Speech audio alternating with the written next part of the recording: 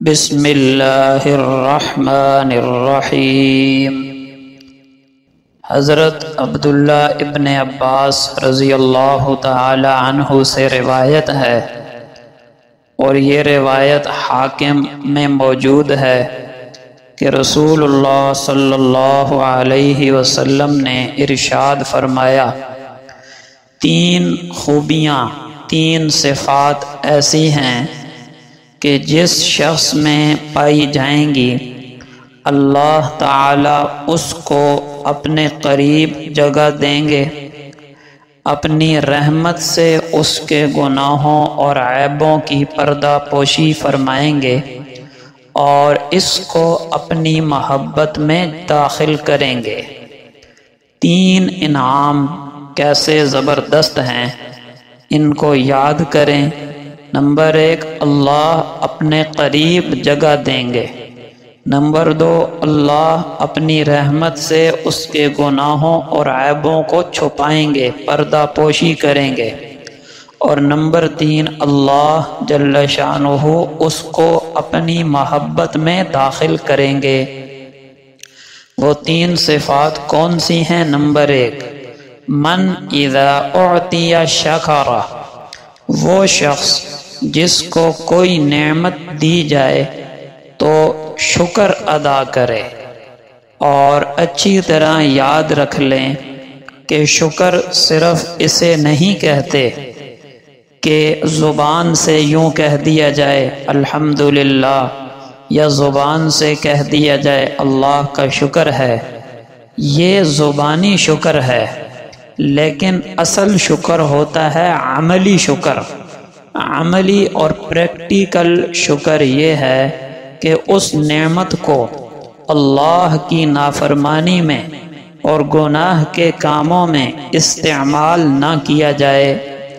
اگر اللہ کی دی ہوئی نعمت کو گناہ کے کاموں میں استعمال کر رہا ہے، زبان سے 1000 مرتبہ کہے یا اللہ تیرا شکر ہے، تب بھی یہ بندہ ناشکروں میں لکھا جائے گا۔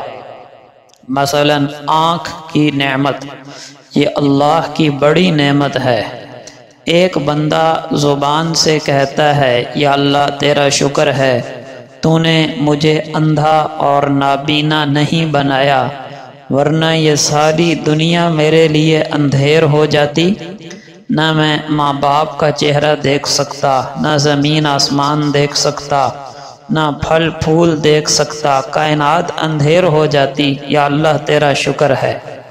زبان سے تو کہہ رہا ہے یا اللہ تیرا شکر ہے، لیکن آنکھوں سے حرام دیکھ رہا ہے، غیر محرم کو غلط نگاہوں سے دیکھ رہا ہے، تو یہ بندہ کبھی بھی شکر گزاروں میں نہیں لکھا جائے گا۔ یہ 1000 مرتبہ الحمدللہ پڑھ کر بھی ناشکروں میں لکھا جائے گا۔ ہاں، آنکھ سے حرام دیکھنا چھوڑ دے تو اس نے اللہ کی اس نعمت کا شکر ادا کر دیا۔ تو پہلی خوبی کیا ہے؟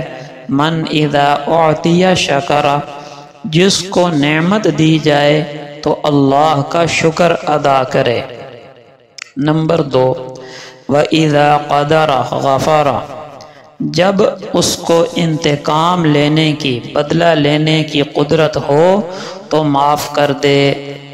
دیکھیں، جب ہم بدلہ لے ہی نہیں سکتے، سامنے والا ہمارے سے طاقتور ہے، ہم سے مقام مرتبے میں یا سٹیٹس میں یا طاقت میں بڑا ہے، وہاں تو چپ رہنا اور بدلہ نہ لینا ہماری مجبوری ہوتی ہے، لہٰذا اس پر اجر و ثواب نہیں۔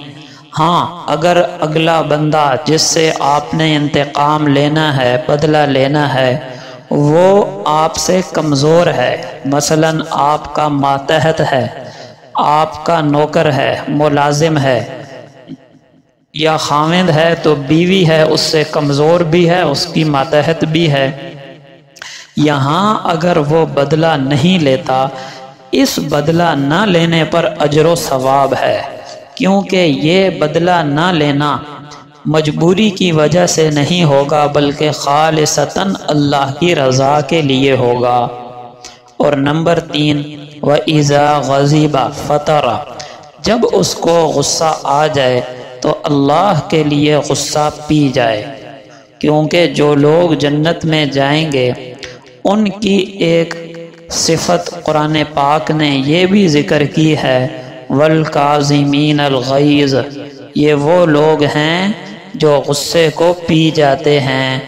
غصہ آنا فطری چیز ہے، غصے کی بات پر غصہ نہیں آئے گا تو کیا آئے گا، لیکن غصے کے وقت رد عمل نہ دینا یہ بہت مشکل کام ہے، لیکن بہت بڑے اجر و ثواب کا باعث ہے۔ اور جو بندہ غصے میں کوئی ریئیکشن، کوئی رد عمل دیتا ہے، اس وقت وہ شیطان کے قابو میں ہوتا ہے۔ لہٰذا ان 3 خوبیوں کو ہم اپنے اندر پیدا کرنے کی کوشش کریں۔ اللہ جل شانہ عمل کی توفیق عطا فرمائے۔ وما علینا الا البلاغ۔